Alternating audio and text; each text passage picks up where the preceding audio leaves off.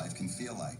ExploreUnderstood.org, a free online resource. Let's keep that mic out of your mouth, sir, Walter Jones.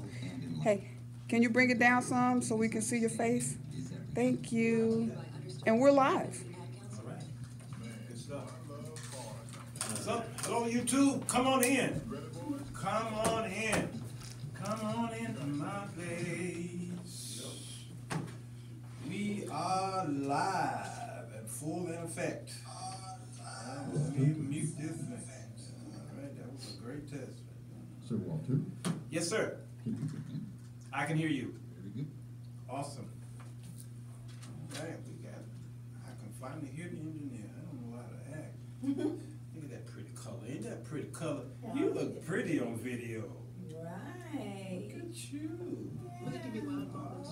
Right. So wonderful. Moments, it doesn't matter. Because that behind dads like us, take a moment like that. A snapshot of that right there, a screenshot. It's pretty I might even send you that. So let's take a moment to make it. Brought to you by the U.S. Department of Health. Bam, there it is. There it is. I sent it to you too. Radio. Come on in, YouTube. Join us in this economic development. We're coming on in. Hello, YouTube Live. I'm sorry, Facebook Live. Come on in. Let's talk about this. Economic development. LTT Flowers, bless you. But that's craft. I say craft, but it's craft. UBMRADIO. Darlene, hey. Media. There's some Good to see you, Darlene. Eubanks. The famous Eubanks family. All right. Robert Edwards. Great musician, by the way. Singer, songwriter. All around clever. All around clever girl. Yeah. Let's talk about this, Sam. Let's talk about this, Noreen. Let's talk about this, David Gill. Let's talk about economic development. All right? Yes, thank you for sharing that, LTT Flowers. Thank you. I see you sharing my stuff. I see you. I see you. Cousin Teresa. All right? And the rest. Like Gilligan Island. And the rest. Loretta Johnson.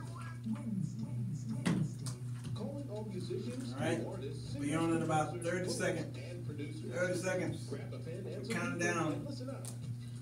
Hi, YouTube. Stay right there. Don't go nowhere. It's music business night. Music business night. Although I gotta change that because that's not what's going on. We don't do that no more.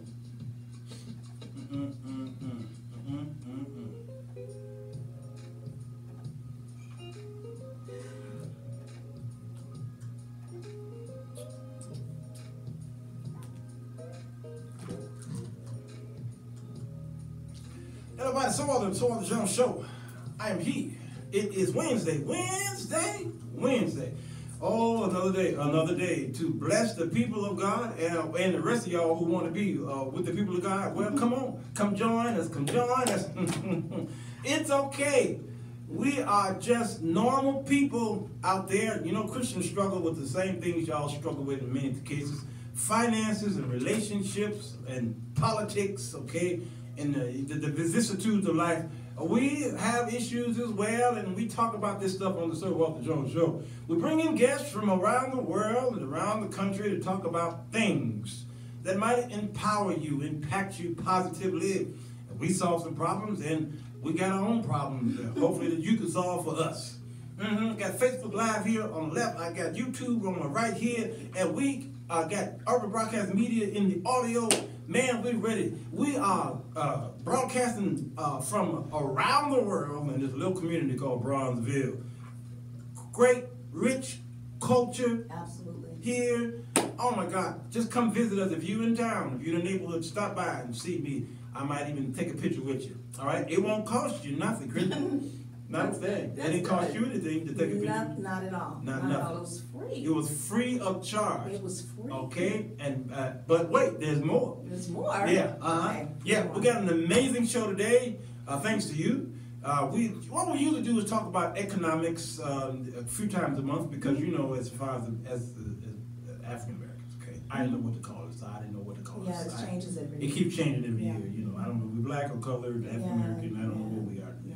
So we're from somewhere. Yes. All right. Well, we were brought in here. Many of us were born here. Yes. Yeah. Shipped in. We were shipped. Some All were right. shipped in. Yeah. So I get We're that. here now. I get the African American thing. I get that. Mhm. All right, because of the texture, the color of our skin. I guess that's why they say Africa. Although I've met some very dark people in Europe and Absolutely. in Canada. Absolutely. Yes. Absolutely. And as original as my name is, I've actually found some Oduro-Portons. I guess they might be related in Europe. I think maybe Switzerland someplace. Wow. So, I mean, we're everywhere. Yeah, we We're are everywhere. We're everywhere. Okay. I lived in a little town, little area called Humboldt Park. Okay. Hispanics, and I met a whole bunch of dark folk. They're darker than me. Mm-hmm. And I walked up to him and said, "Hey, bro, how you doing?" He's like, "Shut about that." I said, "Oh, he in, brother." Yeah. Yeah, he's But that's speaking Spanish. fascinating. That's fascinating. Mhm. I'd love to hear, Yeah. see our people with our skin color with Mhm. other accents. I Yes. love it. Whether it's English, Mhm. British accents, or whether it's Puerto Rican accents, Yes. or wherever they are. Yes. I love to hear. I love to hear that too. Yes. Mhm. You know, and we mixed in with all races pretty much. Mhm. We came over here, Atlantic trade, you know, slavery kicked off, what, 16, 19, something like that. Mhm. All right, we came over here and they began to breed us like dogs. Absolutely. All right, so of course we got a whole bunch of folk in our families. All right, we got Native Americans, Mhm. but we also have European in us. All right, Yeah, a little bit of everything. a little bit of everything. We got Hispanic in us. We got you name it. Mhm. And so it's hard fetched to find a person in America who's black that is 100% African. That's true. Yeah. That's true. I was Yeah. thinking about one of these little sound clips on Facebook where Waka Flocka Waka Flocka. said that he's He's not not. black. Yeah, he said he was Native, right? I think he said he was Native American. Yeah, I think he said he was Native American. He Yeah. said that there were some other things, but he said, Sure. look, he's tired of people calling him black. He is not black. He's not black. You know, so I mean, you know, how do you really argue with that though? True. You know, because I mean, we come from, you know, they said in terms of Puerto Rican people a lot of times look very much like us. A lot of people They do. with Spanish heritage. So we're kind of all over the place. So Yeah, we're all over the place. Yeah. Well, Walker and his flocker, I don't know what he is, but I don't either. I can't judge a man who determine what he is. Mhm. I just I judge a man by his character, not by the tone of his skin. Absolutely. Yeah. Or and the go from height of there. his seat. Or the height of his seat. Because your seat is much higher. My seat is higher, and you actually can go higher. But you know, there's a lever on the right side. Okay, yeah. I'll work on that. You'll figure that on dry rhyme and breakdown. Yeah, yeah. Economic development. Let's go. I'm going to Wikipedia. Okay, let's. Okay, wiki. You know, the internet is never wrong. Okay. If It's Wikipedia says never wrong. never. Wikipedia If is our Wikipedia, go-to. come on, the internet. It's not there. It must not be. It can't be correct if it's not there. Right. So the God of Wikipedia says, Yes. economic development is the process by which a nation improves the economic, political, and social well-being of its people. Okay. Okay, the term has been used frequently by economists, politicians, and others in the 20th and 21st century. The concept, however, has been in existence in the West for centuries. Modernization, westernization, and especially industrialization are other terms people have used while discussing economic development. Economic development has a direct relationship with the environment and the environmental issues. All right, so economic is not just money in one place. It's all over the place. Whereas economic development is a policy intervention endeavor with aims of economic and social well-being of people. Economic growth is a phenomenon of market productivity, the rise of the GDP. Consequently, as economists, Amartya Sen, that's her name, okay, points out, economic growth is one aspect of the process of economic development. So the growth is the process of the economic development. Okay, now that's in professional terms. Okay. Wikipedia terms. Okay. How would you describe economic development? Actually, I agree quite a bit with that explanation. I think that And when, in terms of my definition of economic development would be, especially if you consider where we are right now, us being able to, people say, take responsibility, own your own businesses. Yes. That's what it means to me. It means from the standpoint of not depending upon governmental assisting, as we have in times past. So in terms of economic development, I think I would agree with that explanation. I think that we particularly, in terms of the body of Christ, if we might not believe with a lot of things in terms of this world, but we're depending on the system. Yes. So if we're depending upon the system, how much can you disagree with it? Oh. So if we're going to actually have a voice that's really credible, we have to begin to actually form our own strength. We have to be able to take care of ourselves, and that becomes a thing, because if we can't agree, how do we go forward? People basically, we get stuck a lot of times in terms of whose ideas and who's in charge. We get stuck on the little stuff. Sure. And we end up ultimately not doing anything because we want to know who's in charge. So we miss out on a lot of things rather than us being able to be a collective. We need to be able to come together as a collective. One thing that I think about in terms of us being able to come together, a lot of times people criticize President Obama and say, what did he do for black folks? But what did black folks do in terms of bringing something to him to do? The gay community, when they wanted things done, they gathered stuff up. They're like, okay, we're going to support you, but when you get in there, this is what we want. Right. So when he got in there, they marched up there, took him what they wanted and whatnot, and he said, okay, well, he since they helped to get him in there, then he did what they wanted him to do. Sure. We didn't do that. We expected, because he's black, that he should automatically know what we need, and we do it. It's not as simple as that. He wasn't just a black president or a president for black people. He was president for the United States. So we as a people need to get together to determine what it is that we need, what it is that we want. If we don't, then other people are going to come in and tell us what we want. And if that doesn't suffice our needs, that what it does is it puts us in a certain position. It pegs us. Then we're not happy with that. But until we can get together and determine what it is we want and work together to make that happen, we're going to continuously be in the same boat. Same boat.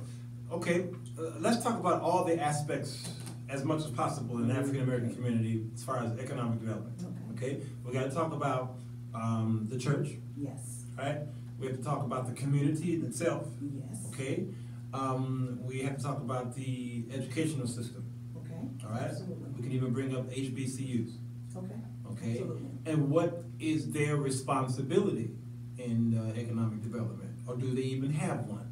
You know, it's just so responsibility is to just take the monies from African Americans and teach them, you know, the curriculum that whatever your study is, teach the curriculum and then move them on their way, or do they have a special responsibility for African American young men and women in the community, for the country? That's a good question. I need a good answer. Okay, well, I'll try. I see a Patrick Barty and Bethune-Cookman buddy right there. See, we're talking about that. Now, anybody else that's out there, please join in and help me. Give me, you know, don't give us out here. Oh, they gonna you know, chime they in, about to type, girl. They gonna chime type. in They gonna type. and because we have to do this. We're gonna have to do this together. Okay. Yes, yeah. The number. Yeah, so- Okay, yeah, I need them. I don't know. Oh, here it is. Yes. So those of you who are watching me live on here and you want to talk to me, okay, you can call the number. We do have a phone number. Yes. 312-754-4333. 312-754-4333. Are you going to say what now? Okay. Let me go back a bit. Let me go to where my concept comes from. I believe that it is possible for us to have economic development among our people within our community. I believe that in terms of being children of God, that's what He wants to do. I believe that that's what He would have for us to do. I don't believe that He would have us to be dependent upon world systems, because to those whom we are dependent, we are beholden to, and we end up doing what it is that they want us to do. I believe that we are to have a system within ourselves. So in terms of going back to your question, HBCUs, all of our educational system, yeah, we have begun to learn. I think we're hearing more and more about our history now, where we come from now. And if particularly black colleges do not teach this, who's going to teach it? You know, who's going to teach it? I mean, parents would teach their children if they knew. We have to be able to, since they are the educational system, they are the educational, for lack of a better word, icons in our system, then we have to be able, they have to be able to teach us. That has to be able to, how can I say it? What is the point of being a historically black college if we're still learning white history? Mm-hmm. You know, we're not learning where we belong in this world. That the books that we study from they remove some of the people who were iconic within the development of this country. These things are removed out. Nobody's putting them back in. And then when people come and say that we have this kind of history, you know, then there's a lot of debate about it, and we're told that it's not. So I mean, it's very confusing. Who do we choose to believe? Who do we choose to believe? Okay, no, that makes sense. So there is a responsibility that HBCU do. But I mean, if we don't do it, who's supposed to do it? Who's going to do it? And the whole purpose of the HBCU anyway, because we couldn't get into the white colleges. Absolutely. And so they had to create these black colleges so that we could have something. And with that, there was a responsibility, and they fulfilled that responsibility by birthing some of the great men and women of our day. Absolutely. From W.E.B. Du Bois to Martin Luther King. Okay, all these great men and women who went to these black colleges. All right, so they still have that responsibility. They have that responsibility to teach economic development and growth. Absolutely. And stability. Absolutely. In ourselves, and that we spread this wealth out. Absolutely. Okay. All right. So I was kind of gonna wait to bring up the church a little later on, but I may have to start a little early with the church. I may have to start a little early with the church because of herein lies many of our problems as far as the church is concerned. Because not just economically, but also, of course, spiritually and physically, health-wise. Okay. All right. And I'm not saying that church is the place where you're supposed to go to work out, okay, and for financial classes. No, but because that's where the gathering place of many of us. Absolutely. On the weekend. So since they're there, why don't you empower them? I think it would be a sin to ignore these issues that are in the members' lives and only teach that which is spiritual. That's true, but if we look at it, that's pretty much what's been happening. Yes. And I find that the church tends to want to stay towards safe subjects. You know, and again, there are many leaders that do teach economic development. They do. There are many leaders that do open the door for people to come in to try to teach economic development or to share opportunities and whatnot. As a matter of fact, sometimes, as I said, some of the things that they do, I mean, might not necessarily be, you know, actually conducive, but at least I think that the root is kind of there. I won't say that they won't do it. Because the more money that people make, the more money that they can give. Sure. So, you know, you can't give what you don't have. That's true. Exactly. So, I mean, a lot of times from the standpoint, but I think that economic development also has to take place from the top down. I mean, it doesn't have to, I mean, I think many times pastors they say, oh, all I'm going to do is study the Word of God. They don't start businesses. Right. They don't install businesses within the church. And some people would say, well, you know, that the church shouldn't be a business place. It might not be a business place, but it shouldn't shirk business. It needs to be able to help people to get involved in businesses to keep money flowing. We Sure. have to have, that's why they call it currency, money flows. Mhm. If it's not flowing into the church, then the church is limited. You know, so a lot of times people sit there. If we stay just on the message of salvation and never move from there, from the standpoint, because if you go from salvation to tithing, so you're sitting there, you're saved, but you have no money to give. You know, so I mean, to me, it's a catch-22. Then it makes you feel some kind of way because you aren't able to give like maybe so-and-so is able to give and he's got businesses. So, I mean, we have to be able to do something within that, help each other to develop businesses. We're not looking for handouts. People are saying, "Oh, well, you're looking for handouts." No, we're not looking for handouts. No. Handouts. Handouts. But at the same time, we need to be able to help each other to get in a position to help more. You know. Get in a position to help more. Mhm. Okay, now that's what I want to dwell on. Okay. Right there. Okay, I want to dwell on that position to help more. Barbara Taylor says Jesus dealt with natural and spiritual components. Mhm. They go hand in hand. That's right, She's Barbara. absolutely correct. Yes. Charlie Mott says there must be a balance. All right, and Absolutely. he also says it first starts at home Absolutely. and then needs to be passed down. I think that was your last statement. In you alluding to being teaching someone else.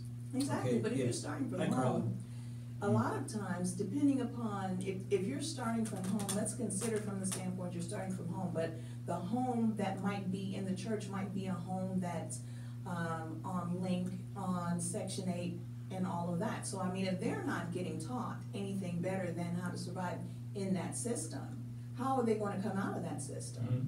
You know, I mean, we have to be able to teach how to come out of that system. That system is set up to keep people at a certain level. Because you're not striving, if you make too much money that they can actually find, you're gonna be kicked off your link. You're gonna be kicked off this and kicked off that and kicked off the other.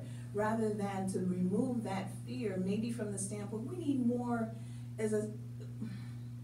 I remember in 2014, God had given me a vision, and it was our people within the church being able to have businesses, the same businesses that we go to, that we frequent, grocery stores, business buildings, real estate, things of that nature, so that when there are people that are maybe without food, that we can give food. It's kind of like that Act 243, where it's like all people had things together commonly. So in other words, from the standpoint, if we become a system that's not the world system. It's kind of like, even from the standpoint, heaven on earth, when we pray and we ask our Father who art in heaven, hallowed be thy name, thy kingdom come, thy will be done on earth as it is in heaven. We're establishing like a pattern of heaven where our people are not put in a position to have to depend upon the world system in terms of being able to survive.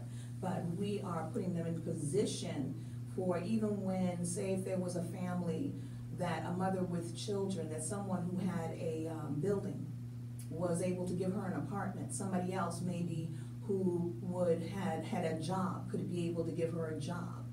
Somebody who would be able to, she could get training, things that she needed in order to be able to get a job, to be able to train or go to school, to do something else where she would ultimately be able to pay it forward within our own system, within our own community. But a lot of times people are looking at things from purely a capitalistic point of view. And we don't realize that giving can take on different looks, different positions. We don't always, it's not just from the standpoint of what we learned in this world. Sure. If that makes Well, any sense. you got your Bible there. Why don't you go to that area there, chapter 2? Okay, all right. We want to talk about what the scripture says about all the people had all things in common, and why was it that way, and what was the effect of having all things common. And today, can we still use this to enrich our people? Angela says that most churches are not given to holistic teaching. One-sided teaching produces top-sided, robotic-like people. This is so true, so true. Angela, Elaine, Angela, as I call it. This is true. All right, so I wanna focus, since we're on the church, let's focus on this because there is a takeaway that everybody gets when they go and worship or fellowship with the church. All right, whatever your church is, there's a takeaway, positive and negative. Okay, Absolutely. a lot of times they see them both. They see the positive and negative, but they flourish on a lot of the negative. Of course. Okay, they talk about the negative a lot. And then there is some negative that they don't even see, which can be even more detrimental to them. Absolutely. Okay, the usual negative they talk about is the gossip, Oh, yeah. and so Backbiting. the backbiting The and negative behavior. right, and deacon is sleeping with so and so's wife. Exactly. Okay, so they talk about that a lot, Mm-hmm.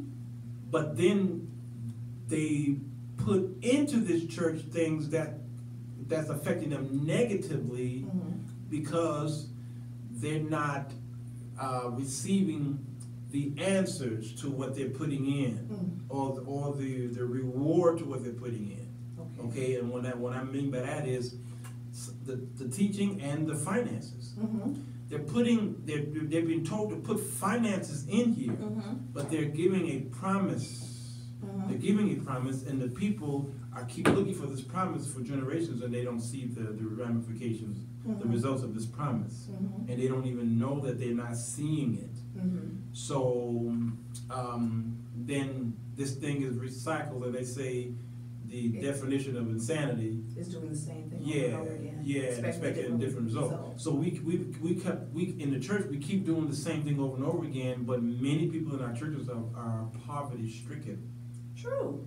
And there's got to be a reason why, because I think the church is correct by teaching that you should give to the ministry so that the ministry could help others.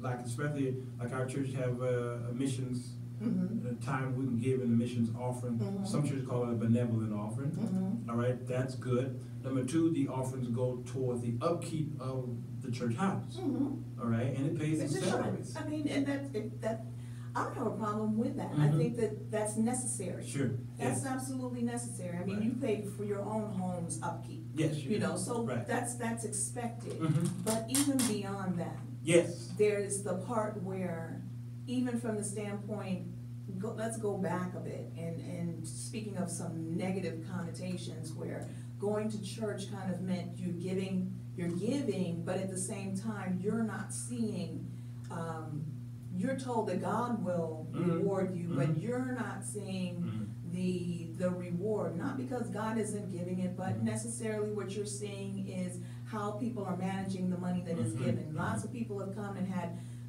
and will critique in terms of how it's given. And I don't necessarily think that people should be able to, but at the same time, I don't think that pastors or leaders should talk about what they give and what they do for their kids that their members don't have. So I remember going to a church once and a pastor said, well, you know, like I buy all my children BMWs and you know what have you, and this is what he's saying at the offering time. So I'm kind of making a correlation. Whereas right now, I'm not driving my car so that I can give to your ministry so your kids can drive BMWs. Whereas my car, you know, from that standpoint, I think we get into the situation where leaders definitely need to be compensated. People who work in the ministry, I believe that they should be compensated. If they're doing this as a job, I've worked in the ministry and not been compensated and worked like,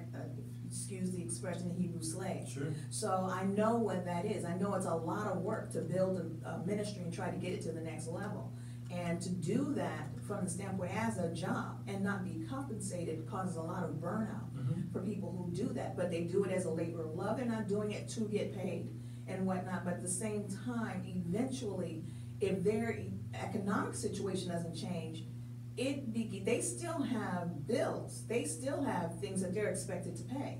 Sure. So, I mean, we have to come to a place where this is on the agenda of the church in terms of the giving, in terms of being able to establish businesses. This is what we're going to do. We're going to establish this kind of business. This kind of business is going to afford maybe this many jobs. you know, what have you. I think that in terms of how it can start, maybe it starts that way. I don't know. But I mean, we need to be able to develop a system by which we can go to church and get taught what we need. We don't even handle our finances a lot of times the way we were supposed to. Haven't been taught at home, and then we go to church. Church isn't teaching us. But then what? We have to go to school, so that means the world is teaching us how to do this. And never in that situation is it telling us how to give back to our community in a way that's going to appropriate it to keep it going. So I see. Well, Charlie Brown says, is that Charlie that says that? Well, let's see. Lady Rochelle first said it. What did you say? I'm going to turn this around. I'm sorry, y'all. You know, I'm not as ambidextrous. I don't know if that's the word. The Hispanics do it, she says. Chinese do it. Polish do it. But for some reason, black people are not able to have our own system. We are able. We just ain't doing it within the world because there is no unity, and we depend on outside businesses instead of supporting and buying black. Okay, Charlie says help us one to another. This is the problem. We haven't passed it down through generations, so we have people who are stuck in the world system. So we need the means to help teach the finances and the skills. He's saying, what is the scripture saying there in Acts 2? Well, in Acts 2:44 actually, it says, now all who believed were together and had all things common. And in 45, they sold their possessions and goods and divided them among all as anyone had need.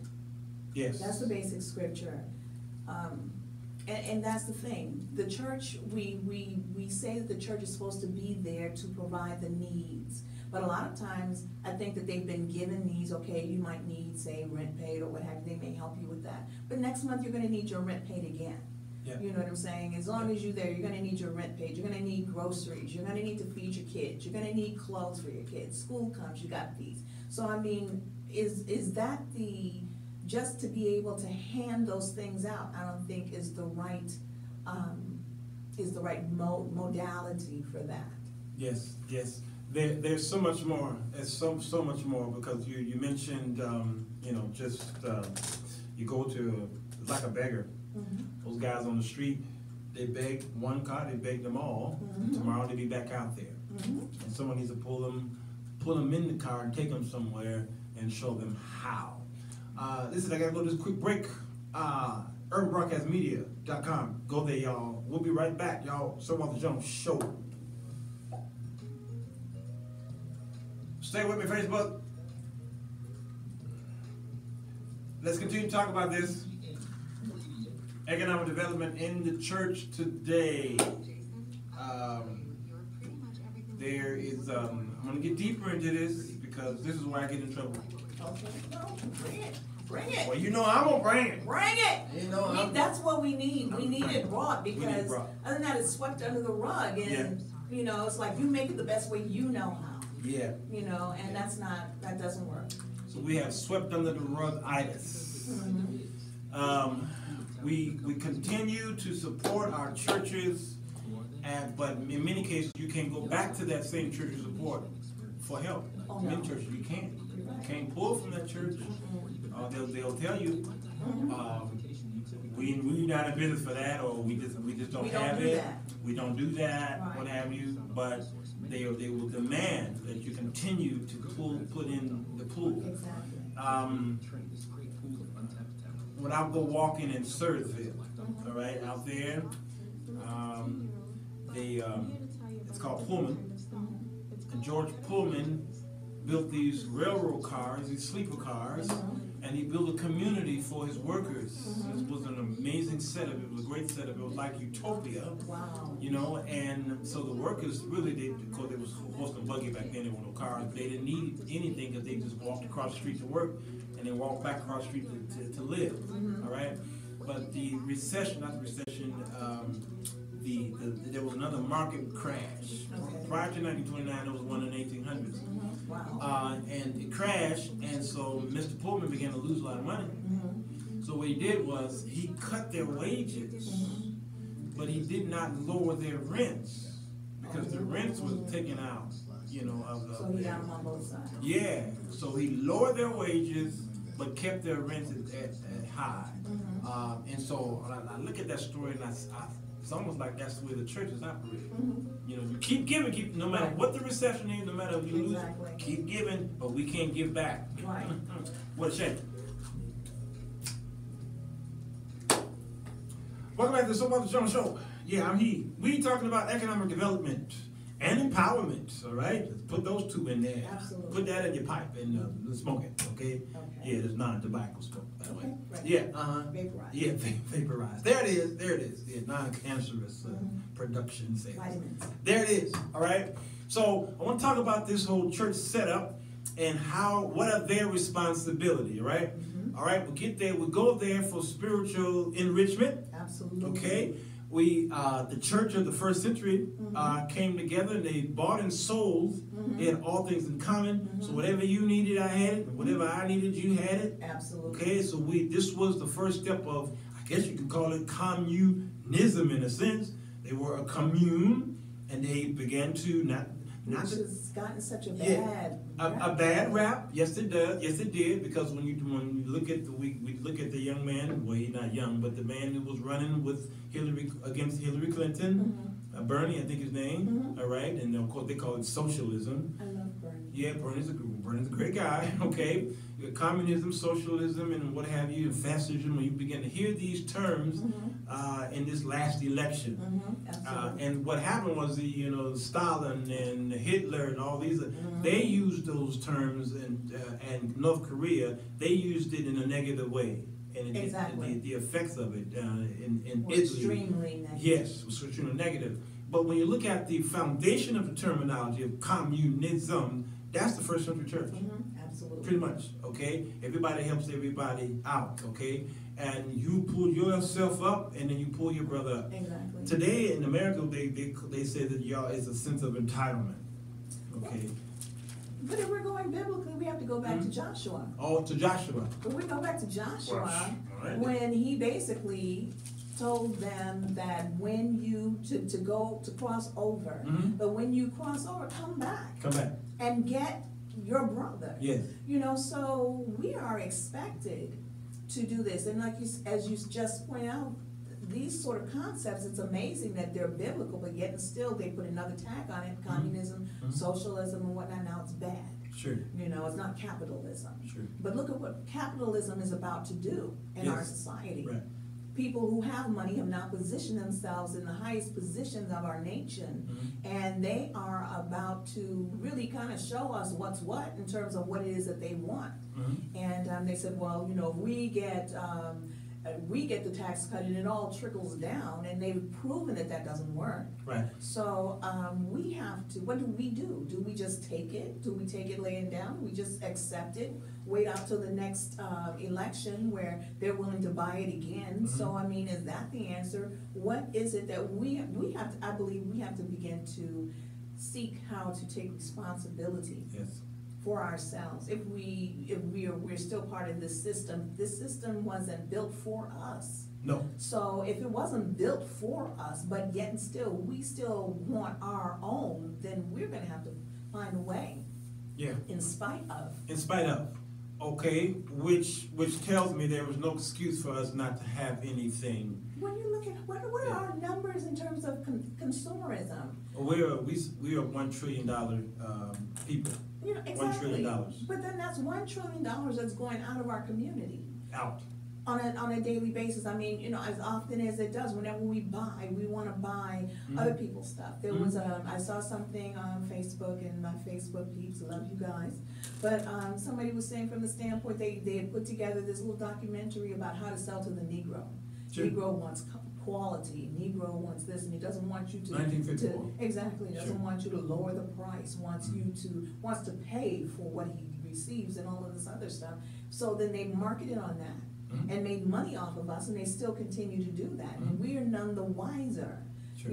So we have to begin to, and we can come up with the argument saying, well, black quality stuff, and black people doing business, they don't do business as good as, say, the white people, but at the same time, they don't have what they have to work with, oftentimes. True. So we have to begin to provide that. And when you think about it, that we are the ones that came up with the service. We are integral in every part of service within this United States. True. So it's all being built on, having been built on our backs to begin with. That means that we have the knowledge.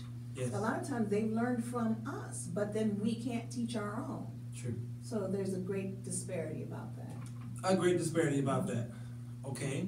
All right. So we give our time and our finances to the church. Yes. All right. Fine. Because we give our time and finances in a lot of other places as well. Absolutely. Okay. Fine. No problem. But there is a responsibility that needs to be taught. Okay. Absolutely. And the teaching of what to do with your finances outside of the church is not being given us, and how to properly invest it is not given, Oh, not at given all. to us. Not at all. And when the church talks about investment, is always invest in In this them. place, Exactly. and them. Okay, Exactly. from 11 o'clock to about 1 o'clock. This is the only time you invest your monies. Exactly. It's there. They don't talk about money through Saturday investment whatsoever. All right, Exactly. now tell me why. I would say because they don't really know. They don't know.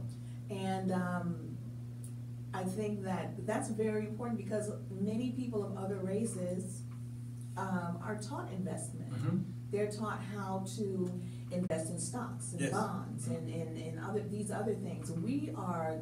I'm oblivious to that. I'm just Mhm. now, to be honest, I read a book called, it was How to Be a Billionaire, or something like that. I forgot who it is. I think it was by Scott Anderson. And he said that the majority of people who have money have made it through investments. Mhm. You know, but we're not the leaders, whereas a lot of times they might be open to investments. They're not always open to teaching their people about investments. Otherwise, more people would know They would know. about that. Sure, absolutely, and they wouldn't give as much. That's the fear. That's the fear. That they But when won't. you think about it, if you Yeah. teach them how to invest wisely, then when they have more to give. See, it's the fear. The talking about money. See, there are many churches who don't know, and then others who do know, but they are afraid to talk about that part. And then there's the fear of the stock market. Because I've heard many pastors say they think that it's almost a sin to do it because they look at it as It's gambling. Although Jesus talked about the talents, Mhm. those first two did something with their money. Exactly. They They did. invested. They sure did. They sure did. In the system of stock market back then, it was because it was all livestock. Mhm. Most of it was livestock. Okay. Lady Michelle says, educate our people on how to obtain things for themselves versus just giving handouts. Mhm. Like the scripture says, give a man a fish, you feed him for a Right. day. Mhm. Okay. Teach them how to fish. Right, teach a man to fish. Of course, I don't think that's what she meant with the scripture, don't really. But the concept, I get you. Him feed him for a lifetime. Mhm. Once they have a skill or trade, they can also use them to eat, pay Absolutely. bills, Absolutely. and put a child through school. Absolutely. Okay, the lifestyle of $1 in the Asian community is 28 days. Mm. In the Jewish community, the lifespan that is, in the Jewish community is 19 days. The lifespan in African American is approximately 6 hours. You're joking. Yeah. That's bad. 6 hours. Yeah, 6 hours. And That's bad. well, here's the thing. Even when you spend in your community, Mhm. you ain't spending it on a black business. Oh, no. So it's not in our That's why community. the time is so short. Yes. Look at Michigan Avenue, okay? I don't know if you can see it. Mhm. Michigan Avenue, south side, all right? Okay. From 103rd to 119th. Right, right. All right, Michigan Avenue, that's Roseland area, Mhm. okay? If you drive from 103rd south to 119th, it's about 99% non-us.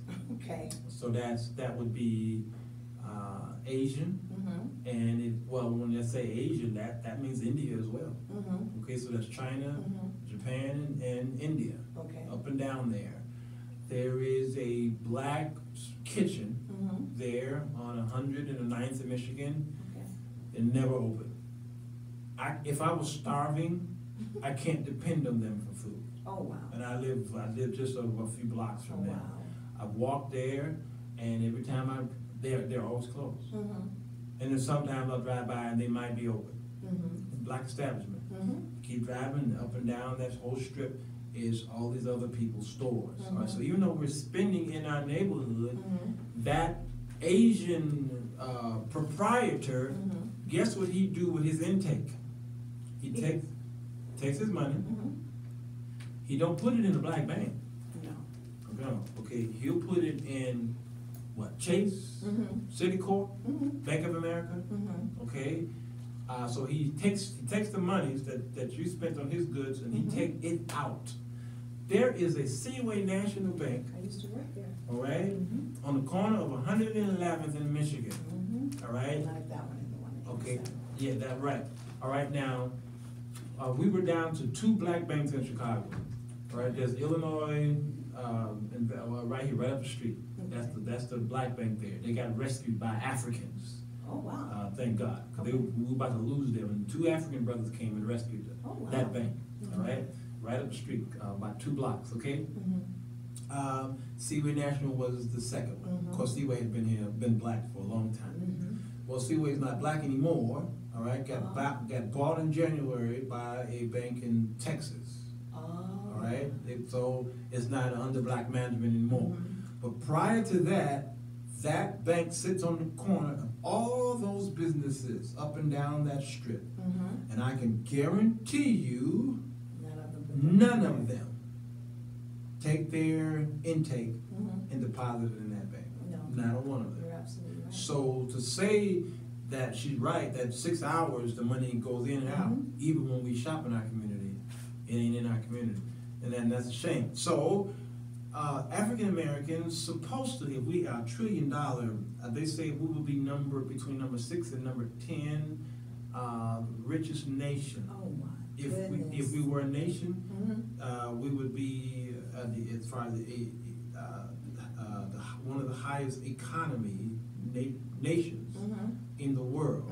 1 trillion. Wow. All right, That's awesome. but we don't own anything major. No. Nothing. No.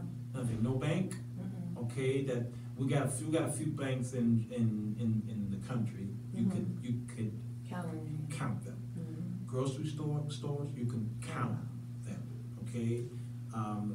No auto companies. No.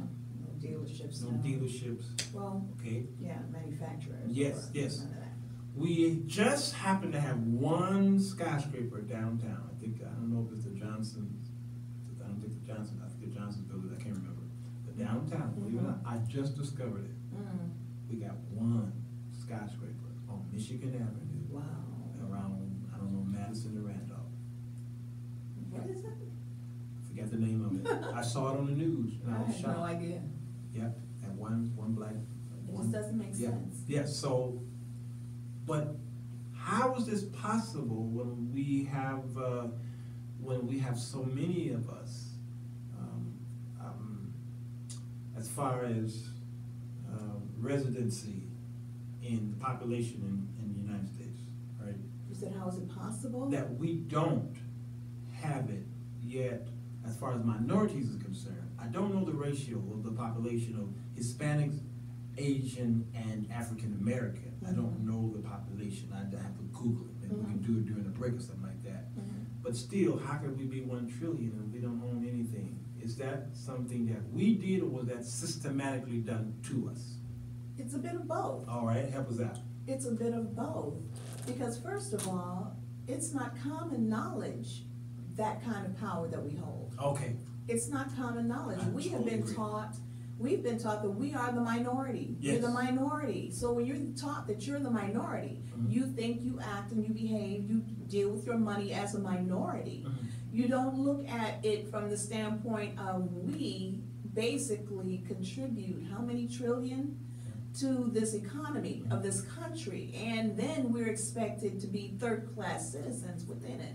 It's like the men who went to fight in the war, and they came back, and they had to still suffer No the parade. slings and arrows of racism. Sure. You know, so they fought to free their families, to free their people, and then they came back.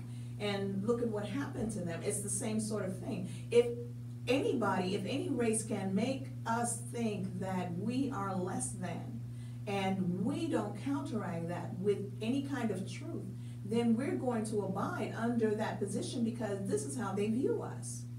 This is how they view us. This is how they treat us. And when we try to rise up and to assert ourselves, there is this spirit of opposition that comes to try to beat us back down. You know, which is it's we have to look at it from the standpoint, even if the church looks at it as a spirit, look at it from something that God actually gave us control over, so that we shouldn't be subject to it. You know what I'm saying? I do. We have to begin to walk in the strength that He has given us. But when we don't, and we take what the world says, it's like from the standpoint of a person, say, of your caliber or my caliber, working in a job, only being paid a certain amount of money that you are not, that doesn't meet your needs, and you're taught that that's all that you're really worth, so that you'll stay in that job and Yep. you'll continue to do that. That's basically the crux of it, I think. That is, I'm glad you brought that up. There was an experiment done on two types of animals. Well, one was a insect. One was an elephant. The other one was the flea. Mm-hmm. Okay. Which one do you want to hear first? Okay, let's start with the elephant. The elephant. All right. We'll talk about the elephant in the room. Okay. Boom. Okay. The elephant, the circus elephant, was chained up to a fence. All right, and and they chained him up and kept him chained for a while, wouldn't let him loose. And he would pull on that chain and realize that he can only go so far. Right. All right, and so that's the state that it was in. All right. One day, they unchained him. They kept his chains on his leg, but they unchained the other end from the fence and chained it to a plastic chair. Okay. You know them little lawn chairs you can get in the store? Absolutely. To a plastic chair. So the elephant began to walk, and then that plastic chair went like that, and the elephant stopped. Jumped back. What happened? He felt that he was still chained. He felt that was as far as he could go. Yes. So he didn't try to go any further. Yes. As big as he was, he didn't try to assert any of his strength, to pull whatever it was. He already determined in his mind that he was unable to. Yep. And anything that reminded him of it was, he was on autopilot. He quickly complied. He complied. The flea, they put them in a jar. This is an old study. You can see it on YouTube as well. And they punch holes in the top so that they can breathe. And they put the fleas in there and let it sit most of the day. And all the fleas would jump and hit the top of the jar. Okay, you know where I'm going. Hit the top of it all day long and keep hitting the top. And then finally, that evening, he unscrewed the top and watched them. What happened? Then he stopped jumping. They didn't even try to jump. No. They tried to jump, they just didn't jump high. Yeah. Yeah. They were still jumping, but they jumped to the Where the to place, the rim. to the lid, to the limit. Yeah. Yeah. And To what they perceived as the limit. Absolutely. And not one of them, and there will seem like there were hundreds of them, not one of them left the job. But see, that's kind of, that goes back to what you were saying from the standpoint, is it necessary for or isn't the responsibility of the church? We have to be able to tell our people, you can really jump. We'll say you could jump high, that the sky is the limit, but there's nothing there to really enforce that. You know, there's nothing there to really enforce it. So from the standpoint, we all leave church going, oh, well, I can jump, the sky is the limit, the sky is the limit. You know, so we sing that song and everything and go home and still not even really try to hit that limit. Yeah. So let me ask you this question. Poor, to be poor. There's a couple definitions in poor, all right? One, of course, is finance, and the other is mental. Absolutely. So let me ask you this. If we are a $1 trillion industry, black people, we're not really poor then. No, we're not. We're not poor in finance because we get our checks, Not a little but bit. we spend it compulsively on whatever because we get whatever we want. So it does. We're not really poor people, but apparently we are poor mentally, though. Can Absolutely. you interpret that? If we don't own anything, yet We we're don't own spending so anything. much. It goes back to what I was saying from the standpoint of we do not get together as people determine what it is that we want and what it is that we need. Mhm. If you think back to the Million Man March and all of the people that showed up for the Million Man March, if each person gave $10, Mhm. how much money would they have collected Right. at that particular time? $10. Mhm. I mean, and then determine how that $10, how that money was going to be, how that money could be used to best benefit us as people. Whether it be educating us, whether it be all of these things. We know these truths to be self-evident about all men being created equal, but at the same time, we don't act that way. Mhm. We take what we're given and we are glad about it. We will look upon each other and we will say from the standpoint of, like I got mine, you get yours. We don't look at it from the standpoint, if I help you to get yours, it's not, maybe in the beginning, it might cost me something, Mhm. but ultimately, it's not going to.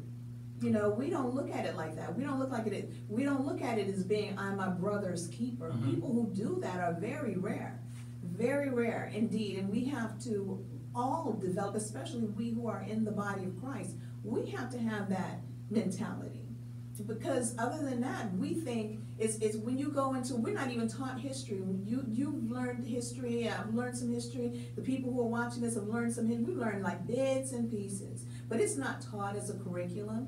It's not taught as something that we need for our children to know. Our children don't even know. I mean, at one point it was a push to say on Black History Month, oh, well, let's go over all of the inventions of the Black people that we've contributed. Okay, and that's kind of as far as it went, as far as I know. Yes. We weren't taught from the standpoint of going back and saying, well, this is where we come from. Let's go back, see where we come from, where we began, and then from the standpoint, look at this. This is even now, where you are now, you are part of a culture, of a body of people that really could command you worth trillions of dollars. So how then are you going to command it? But see, the thing is that this generation that's coming, if we could put the knowledge into them, Mhm. they are powerful. Yes. They are powerful. They're not like we were. We stand on some stuff. We were given some stuff because we weren't taught. We didn't know what to do with it. A lot of times they've lost it. But if we can teach this coming generation, we would be unstoppable. We would be unstoppable. All right, when I come back from this break, I want to read some of the comments from Demetria, Ooh, Vanessa, yes. and the rest. I'm going to talk about also what the church is doing incorrect. So, what the Jones Show? Let's see. Demetria, triplet. You're saying the cycle is repeating itself. In the 80s, the Black Panthers helped our town. Today, the American Black Cross is rising.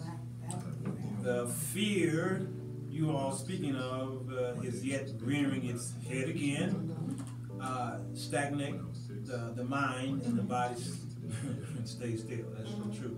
But that's the conditioning. She's talking about the elephant and what have you. Demetria also saying Christians will respond to Farrakhan and the nation quicker than they will fellowship with the church 2 blocks down, regardless of denomination. Wow, that's deep. Yeah, curriculum has been established. It is taught in some after-school programs. Johnny Vickers is saying you can have wealth in the Black community until you have wealth in the home. You can't have it unless you have wealth in the home. Well, I think that our communities are built by families. Families. So the stronger Yes. the family, of course, then the Yes. stronger the community. Yes. So he's right, but at the same time, to me, it's kind of like what do you call it? The catch-22. Mhm. Then who teaches the family? Right. Who teaches the family, and then from the standpoint, then how does the family become part of a strong community? If it's just, I think that in studying from the standpoint of like HUD, they have where they were like helping people to get homes. Right. And part of the thing was that even in these homes where there was, what they call it, urban blight, where these houses, there are the people who could afford to come and bring these families up didn't want to live in these kind No, of, they didn't. and you couldn't blame them because Right. they were torn up. Yeah. So from the standpoint of, we don't look at it from the standpoint of our place or our responsibility to do that much, because we are aware that we are not unified for one, but it's a catch-22 again, because we're not unified, then we can't build anything together. That's true. We have to be able to, one, to be able to build, we have to be able to build in peace. We can't be arguing with one another about anything. When, if you look back in terms of King David and Solomon, how God had Solomon to build the temple, because he told David he was a man of war. And he knew that his temple could not be built in the midst of war. Yeah. While we're warring, even against each other, we're taking all of this other fodder that's coming from us from other places and motivating it. Guns in our community, drugs in our community, things that are keeping us fighting one another and defensive against one another. How are we supposed to surmount that? We are, but whose responsibility is it? It's gotta be, it's ours. Because if the government was able to do it, they would have done it. They would have done it. That's true. And we'd be in a police state more than Well, likely. we are, and we're up against opposition, Yeah. because we're a two-political party, a two-party system, and one party is about small government, the other one seems like about big government. Right. And so right now, we have a small government, a stronghold that's in Congress right now, which tend to hurt and oppress those who are looking for the government for help. But they're for small government, so then they always use those words like entitlement, things like that. Which there goes that catch-22 thing. Because I don't look for the government really for anything. I mean, other than I have to pay my taxes. Right. And I don't want to do that, but I have to. They'll come for you. Yeah. Coming right back. Johnny Vickers, that was an amazing comment. Welcome back to the So Welcome John Show. I'm reading the Facebook live comments here. Johnny Vickers just mentioned, he said you can't have wealth in the black church, in the black community until you have wealth in the home. Right. He's absolutely right. I think he's a young man, and I think he's, gosh, when I met him, he was about 3, 4 years old, right? Beautiful. Well, Johnny Vickers' grandfather was the president of Bethune-Cookman College for 29 years. Oh my goodness. Johnny Vickers know what you're talking about. Okay. All right.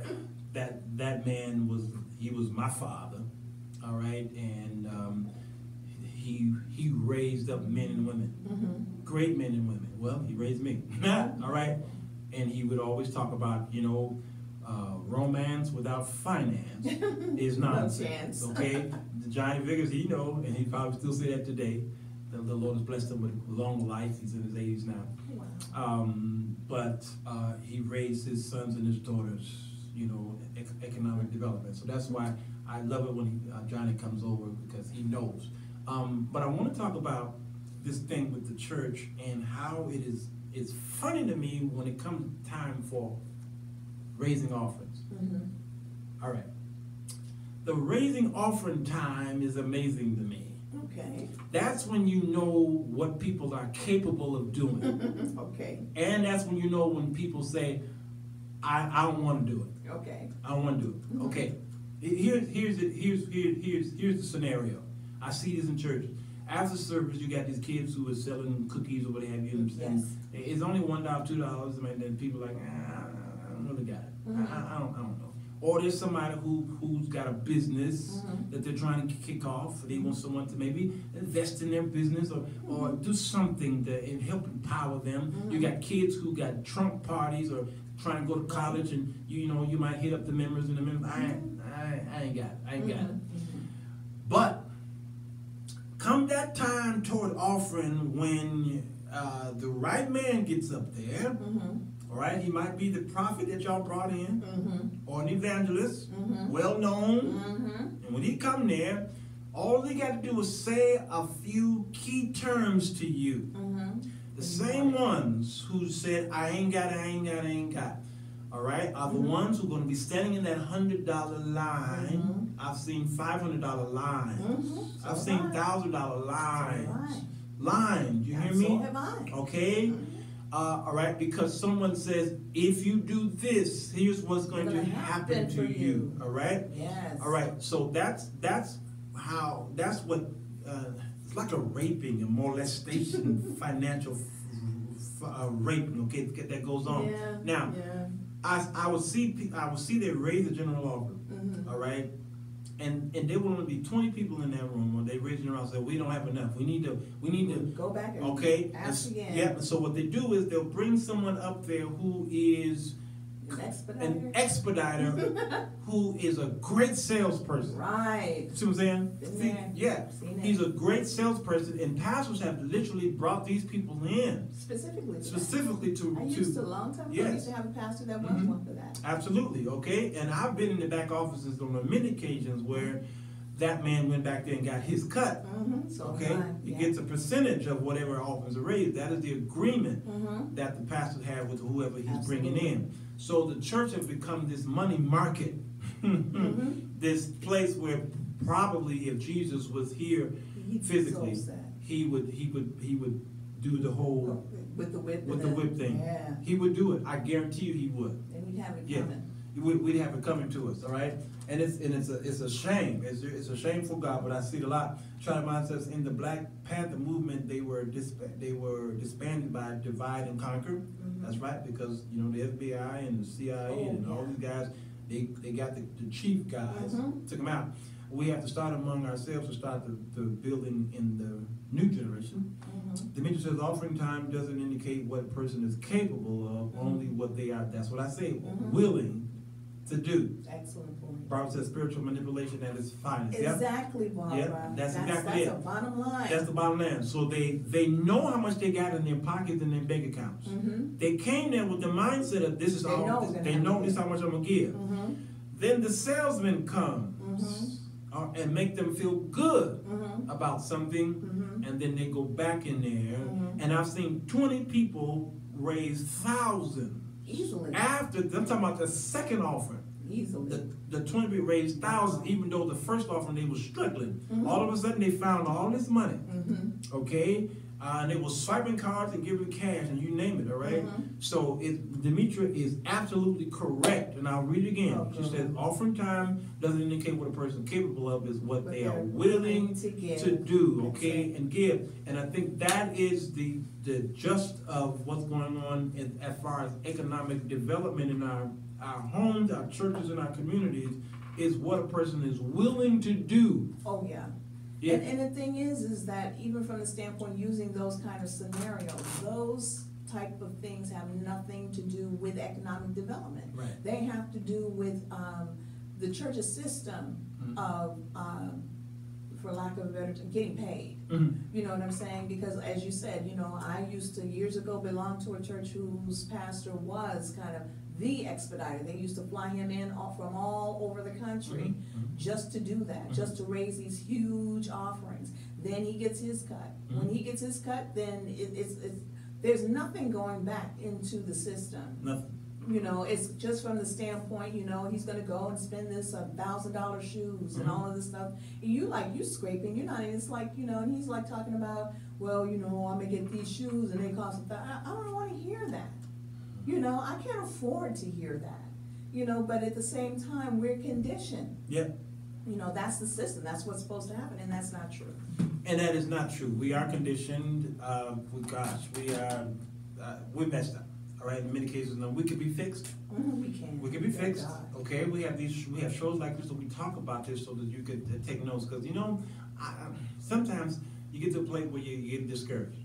Oh, absolutely. Because you do all of this. You prepare for these talks. You do the investigative reporting. You bring in professionals, okay? And these people watching, and they give thumbs up and they high five and say, wow, that was a great session. And then they go back to the same thing. The Bible said that the Hebrews were stiff-necked people. Yes. Okay, God brought them out of Egypt, when they got into the wilderness, they had Egypt on their minds. So when Moses went away for a minute, he was gone too long, and then they began to build calves and worship calves, because that was the mentality, Egyptian mentality. And I think many of us have project mentality. You move them out of the project after they've been in there for generations, and you give them a new home. The home falls down. And now the taxes are high, and they lose the home because they have project mentality. So is this a show about mental state more so than in economics? Well, I mean, it's all together. Seems like Because it's gonna, how is it going to, the thing that's going to change the flow of the economics is changing the mind. So we're not changing our mind. How are we changing the flow? We're not gonna change the flow until we change our mind, until we realize we come together and determine what it is we need and how to best do it. We have so many powerful minds that are business oriented and whatnot. But I think at the same time, they have to come out of the mentality in terms of my cut and what am I going to get out of it, and think in terms of that we are about training our community, changing the minds of our families so that we can change our communities. So, you know, I think that those kind of things come into play, that it's not just about whether or not, if I make 6 figures, okay, so I make 6 figures, but I alone make 6 figures. How is what is allowing me to make 6 figures, how can this benefit my community? How can I set up a system to train people where they can actually afford to learn that will actually change the quality of their life? Wow, well, that's good stuff. And I'm gonna go into even to more specifics of what you just said, because you bring up stuff, you keep giving me ammunition. I guess that's why I keep having you come back. Yeah, you know, I'm gonna miss you when you go back, wherever you're going. We're gonna have to move our show to that place over there. Demetrius says we should co-op and buy properties in our impoverished communities. Okay. When people are made to feel people care about them, things change, and it may take a while, but it can happen. I think one of the great success stories is actually the reason, well, the opportunity of us being here. All right, this place here, Urban Broadcast Media. Okay, Dr. Leon Finney. Okay. All right, great man, and I'm not saying he's great because I'm in his place. He's been great a long time. You know, we in the Chicago community, we kind of know his work. All right, but Leon's Barbecue, I think it's his father's establishment. They had barbecue shacks all over Chicago. Absolutely. In the African American communities, and we knew that was the place to go. And many of our black businesses raised up many of our children. That's true. They were the cooks, and they were the teachers, they were the preachers, they were the police. Absolutely. Okay, these business owners, those kids went to these business owners for help. Okay, for counsel. All right, sometimes they were running from their own parents, so they went to that. You know, that business owner was Papa or Mama. Okay, Big Mama and Mud Deer. Absolutely. Those were the business owners. So we needed that. That was the foundation of our. It was like the steeple that you see, and that was when you saw the steeple, you knew, okay, you knew where to go. But Dr. Leon Finney, you know, he put his money where his mouth was. Okay. He said, you know what, we don't have many things in our black neighborhoods, so if I can't just talk about it, I got to do something with it. Absolutely. You know, so he did. He went up and down this community and started buying up property. And I think I'm saying it because of what Demetrius just said.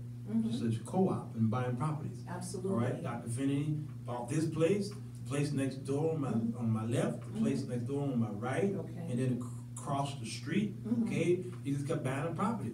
And what did he have in his mind? He had African Americans in mind. He said, well, I don't need all this, but my people do. So he built this place, gutted it out, and built started 3 radio stations. Wow. Okay, this station here, we had a jams station across the next room, and we had a gospel station downstairs. Okay. And then he went up on the 3rd floor and made a audio visual room 2 green rooms and Wow. cameras I had and no idea. oh, this place is huge. I had no idea. And then downstairs is a full-fledged operating recording studio. Okay. Okay, and he says now, now I'm gonna reach out to these young folks. Mm-hmm. So he went to the high schools, Mm-hmm. all right, and he went to the broadcast schools Okay. and said, y'all come and work here. Mm-hmm. These interns were coming here, and he was paying them, Mm-hmm. and those who were outside who wanted to record in the studio or do their own shows, he says, I'm not gonna charge you, but these guys are charging. Mhm. You can't afford it. Right. I set this up for the poor man. Mm-hmm. You see what I'm saying? Beautiful. All right. And in many cases, he operates in the negative, Mm-hmm. Wow. but he does it because he's like, I can't Mm-hmm. just pull this from my people. I gotta do. But the people gotta know, Mm-hmm. you know, that I'm trying to help them. And Right. and there are many great men and women who come out of this institution, I guess you can call it, Mm-hmm. and move on and start their own thing. You know, Beautiful. and the Lord is blessed. It's Need because more of of his that. efforts. We do need more of that. Yeah. You know, because of his efforts, and I've been able to spread my message through to thousands of people out there. I've been here since got to be 3 years now, Wow. and I have videos out there that, you know, my YouTube videos are hitting almost 1 million views. Wow. You know, That is beautiful. But that's From this. from just this alone. Mhm. That's not even counting the shows I do outside of here. Mhm. All right, so here we are. So we do have the Dr. Finneys of our world. We do have them. They're stationed all over the place. Mhm. All right. Unfortunately, there's not enough of them. Yeah. Not enough of them, and we need to raise up these Finneys. Well, I think part of that comes from awareness because many times people may have the resources. They may be a Dr. Finney, Mhm. but they're not a Dr. Finney in so much as they know where to put their money. Yeah. They don't know what to do. Mhm. So they coast on being able to do what it is that they want because they're not sure exactly. They're looking at the problem like, ooh, that's a big problem. Right. I have a cousin that he went so far up in Walgreens that when he retired, he was a millionaire. Mhm. But he doesn't know, you know, what to do. How's he gonna, benefiting the community seems like something out of his reach. You know what I'm saying? Because he doesn't know exactly where to put that money. Nobody has emerged to say, this is what we're trying to do, this is what we want to do, and this is the effect that it will have, and so on and so forth. So we have to really begin to come up with some viable things for Dr. Finney to have been able to say, okay, this is something that, this is a need and we can pay it forward. This is what we could do and this is how it can impact others. I think was an extremely powerful thing to do. But at the same time, everybody's not gonna necessarily have the idealism that Dr. Finney had. So we have to be able to at least know, if it's, for example, if I needed help and you said, well, what do you need? You know, and if I can't tell you what it is that I need, then how are you gonna help me? You know, you might be able to maybe give me a temporary solution, but how is that going to put me in a situation where I can begin to feed myself? Mhm. You know what I'm saying? So we have to come up with more of these kind of answers that are more tangible, I believe. Yeah. And it has to come from us collaborating together on one accord. You know, can we do that? Can we do that? Yes. Well, I wanted to bring up. There was something that was. What was it? There was something that was pressing on me, dealing with the finances. Oh, I get couples who ask me to counsel them. Mhm. All right, they're thinking about marriage. Mhm. All right, they know to call me because they know I'm not going to be throwing the Bible at them and talking about all things spiritual Mhm. and let's pray and then go home. Mhm. No, I'm gonna bring up the rawness. Mhm. All right. Mhm. So I was counseling a couple this week and we talked about everything: sex, talked about religion, of course, but we talked about health. Mhm. All right, what are you gonna do? And y'all like each other's size now, but what happens if she gets bigger or smaller? I said, because some men like big women, some men like them smaller, and vice versa. Some women like the skinny man, some women like the muscular. I said, y'all like it the way each other look like now, but you're getting older and stuff starts falling off. Now what? Okay, and we definitely talked about finances, and I said, okay. One of the things I talked about, of course, is the cheating thing. I said, what would you do if he cheated on you? She's like, oh, I never even thought about that. He says, I said, see, we don't think about those things until it happens. Now we got to think about it, but come up with an answer. All right. I said, so that's why you call me, because I'm going to talk about every aspect. All right. But the finances, you guys are coming into a mixed family, what they call it. A blended family, okay? It happens quite often today, more so than it ever had before. And what are y'all gonna do about finances? What are you gonna do about investments? Exactly. Okay, so the question is, okay, investments down. Well, let me see. Do I have a 401k on my job? I said, okay. You see, they can only answer questions to a point of their knowledge. All right. If I was talking to a white couple, they would have been throwing all kind of terms at me, annuities, and then they would have been throwing out stuff, 529 plans, and then they would have known all the names. Absolutely. Okay, but blacks, we say, let me see, I have a 401k maybe on my job, I understand. and I have a bank account. Okay. I got a couple dollars in there, and that's about it. I understand. Okay, that's it. And I says, okay, let me itemize all of the opportunities that you can have to invest. So when you retire, you ain't be knocking on the American door of Social Security, because it may not be there when you get 63, 65. Okay. Sure. And then many people who reach 63 or 65 can't retire. They can't afford to retire. So they got to work up. Some people are still working, and they're almost 80 years old, and they're still working. They're going to work because they can't afford to not work. Right. Well, why is that? Because the generation prior to us didn't pass it down. Right. In many cases, they didn't know. Right. In many cases, they did know, but there was a disconnect. True. Because many of I often talk about Auburn Street in Atlanta, Georgia, where Martin Luther King's father lived, okay? If you ever go there, walk up and down that strip, you'll see well-off people. And in American history, these were upper middle class people. They build their own homes, they own them, what have you. When they started having children, though, my age, Generation X, it wasn't passed down. For some reason, there was a disconnect. So because it wasn't passed down, the knowledge of how to have real estate investment, what have you, we couldn't pass it down to the millennials. Right. Because we don't know it. Right. And now we have the upper hand. Thank God we have the internet and Google and what have you. We can do searches. Right. But we're too lazy to search. True that. We're too lazy. That's true. We're caught up into a lot of the reality TVs, and we look at wealth on TV. Oh, all the time. And we drool at the mouth at the wealth of TV, but never once stopping to ask him how. Exactly.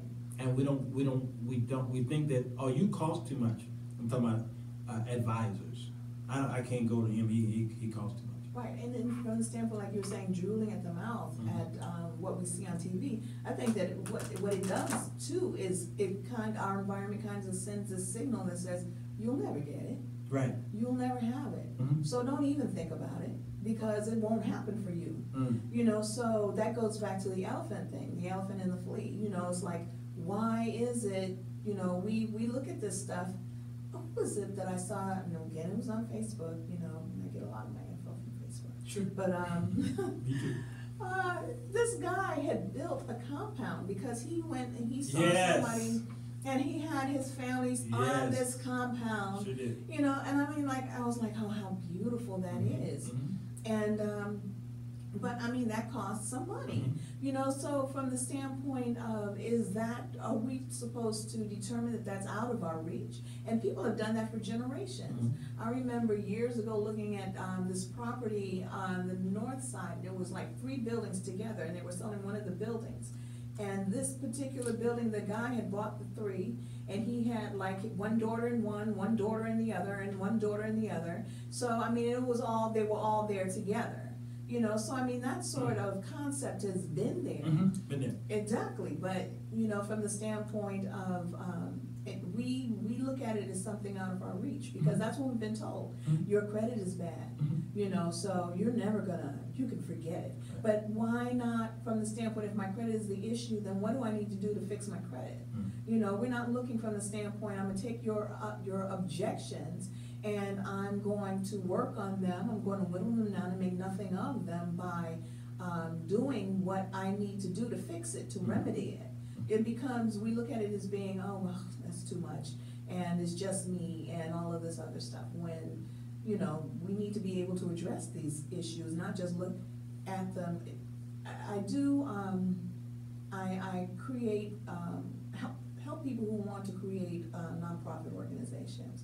And part of the thing that's most difficult is getting people to look at the numbers, the budget, what it's gonna cost to do business. I mean, they can like determine that they want a certain amount to do business, but what is it really taking for you to do your business? A lot of times people do not want to do the numbers. That is the biggest problem that I'm finding from the standpoint, is helping to create budgets for people who haven't bothered to itemize their costs, to say what is it to take into account what something is gonna cost. And we have to stop being afraid of numbers. Yeah. I think that's what my resolve to that is, to stop being afraid of the numbers. You know, deal with it. Wow. Whatever it is, deal with it. Yeah, stop being afraid of the numbers. Fear has pushed us and kept us in poverty. Absolutely. Fear has kept us in poverty, and the church has caused many of it. It sustains this fear and this thought pattern that God is going to pour down all of this stuff without us doing anything other than sowing a seed on Sunday. That's it. And we don't have to do anything Monday through Saturday, and all this miracle is going to happen, and it never does. Okay. Demetrius says there are viable organizations in place, but people need to know trustworthy organizations they can help, but also benefit from. Decoa is saying, I think that being fortunate and thinking about other people and wanting to give to others is a gift. The Bible tells us about the gift of giving, so I look at giving as a gift. Some people don't care about other people, they are selfish. That's so absolutely correct. I see it again in church a lot. Demetrius says, why don't we start teaching money management now? Absolutely. Mom and dad may not know, but the social program can teach them. The all-boys school in Chicago is a prime example, of what can be done, because, you know, 100% graduation rate.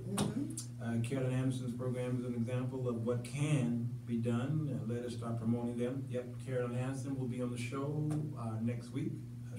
I was with her just a couple of nights ago.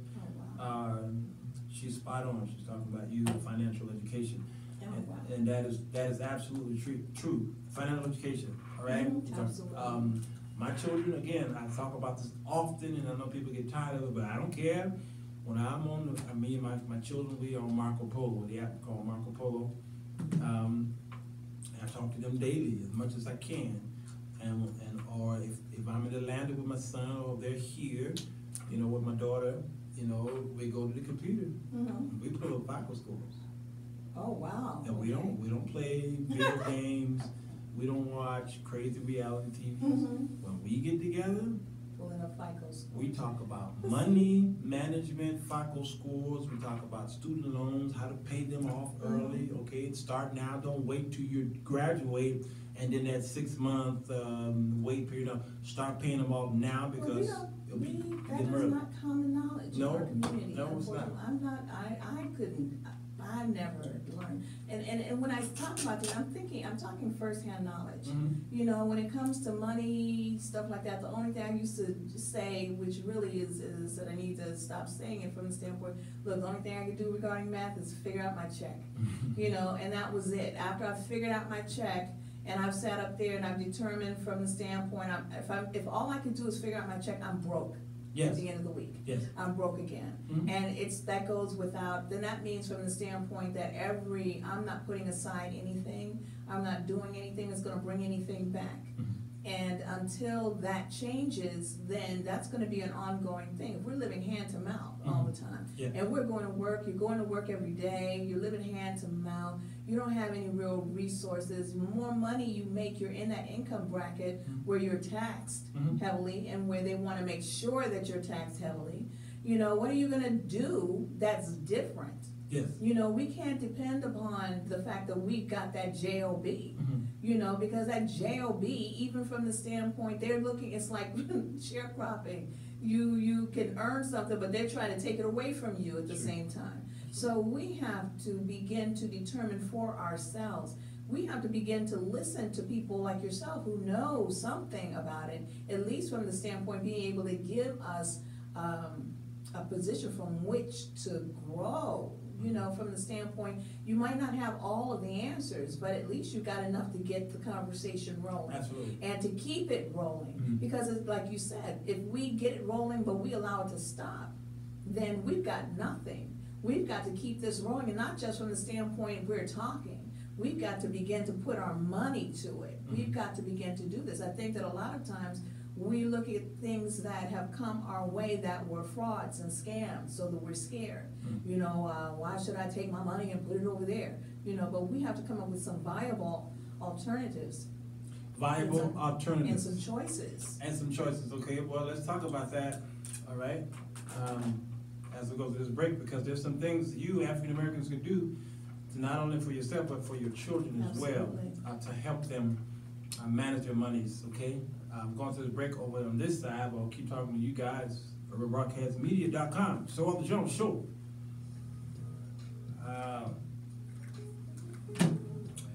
Yeah, let's talk about this. You know, because there was a disconnect. There was a disconnect between the baby boomers and, of course, the Generation X. But there's that even bigger gap between the Generation X and the millennials. The millennials are raising themselves almost. Ladies and Demetria, the program that Carol Anderson runs is funded by Magic Johnson. He's an excellent example of giving back. Absolutely, Magic Johnson is a perfect example of a role model.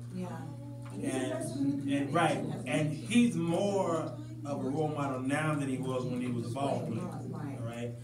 Because it's amazing what he's doing. He is definitely giving back to the community, and of course being an owner of many of these big places, you know, whether it's the movie theater or the Starbucks. Yeah, okay. So he's doing it. Yeah, I think it was the Five Guys. Yeah. But there is, and you're not hearing that kind of success from other ball players. Not saying that they're not, because Michael Jordan is doing some things that we just, I've been hearing about some things that he is doing with his money. We just don't talk about it because it's not being publicized.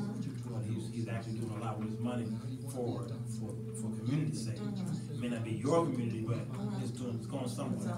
But other than him and maybe Shaq, you don't hear about a lot of the wealthy ball players that are doing anything actually towards the development of African Americans. And maybe the setback is the culture of the NFL, NBA, being intermingled with whites. Sometimes that can happen.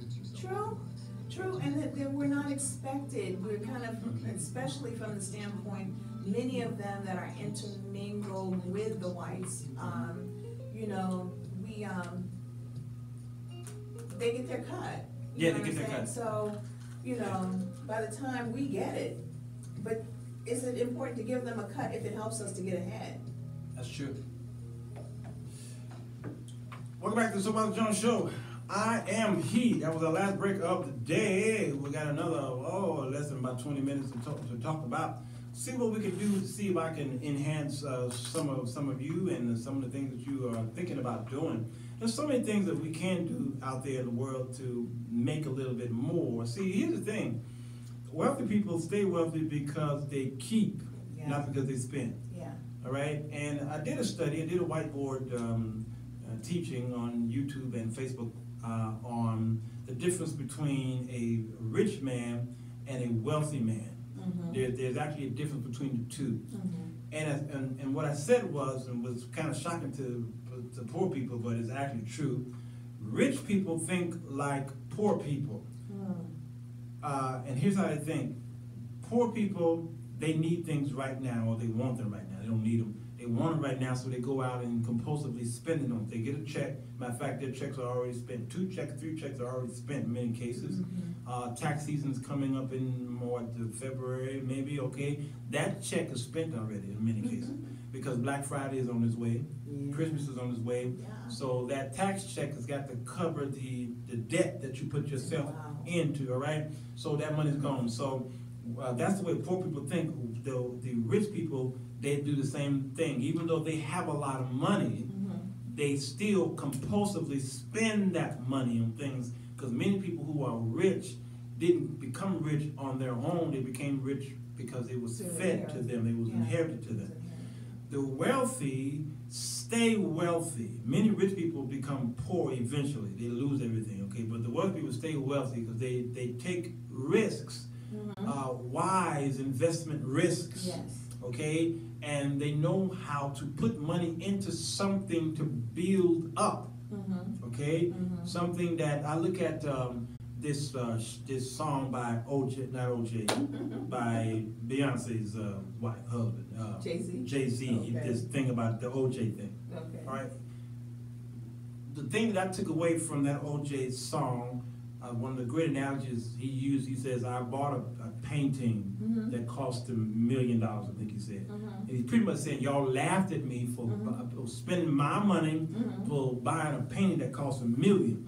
He said, next year that painting is worth $2 million. The next year is worth $5 million. You know what he's saying here. He will stay wealthy because him spending that kind of money on something that's worthless to you, but he spent $1 million on it because he knew 2 years from now it's going to triple value, and then you're going to cash in. Okay? That's how the wealthy stay wealthy. Because they put their money into something that they know is going to grow over time. Right. Poor people don't have time. The rich they don't have time. We want it now. We want it now. So wealthy people, so the poor people, they're thinking about this weekend. Okay? The rich people might go maybe a month out. Wealthy people think generation. True. See what I'm saying? Yeah. So the scriptures about children's children, that's wealthy people thinking about that. A person who was writing that was a wealthy person. He wasn't thinking so much about his children. He was thinking about his grandbabies. That's the way wealthy people think. The poor people say they think about the next diaper. Exactly. The next bottle. Exactly. Next pay period. The next pay period, okay? And then check's gone. Yeah, so it's let gone. me go out there. Please don't let me lose any days. You know, they cut my hours and all of that, which is stress, which is then also affecting us as a people. Stress, and then there goes our physical. All right? So we have the internet, and there's so many ways that people are making money. We have internet marketing, okay? We have search engine optimization, all these things that I've gotten involved in. I thank God for the knowledge that was given to me, that was taught to me. Gosh, and there are many of you who have cars that you own, and you could do a ride sharing through Uber and Lyft. There are people I have a cousin, a dear cousin of mine. He brings in $1,500 every week. Oh wow!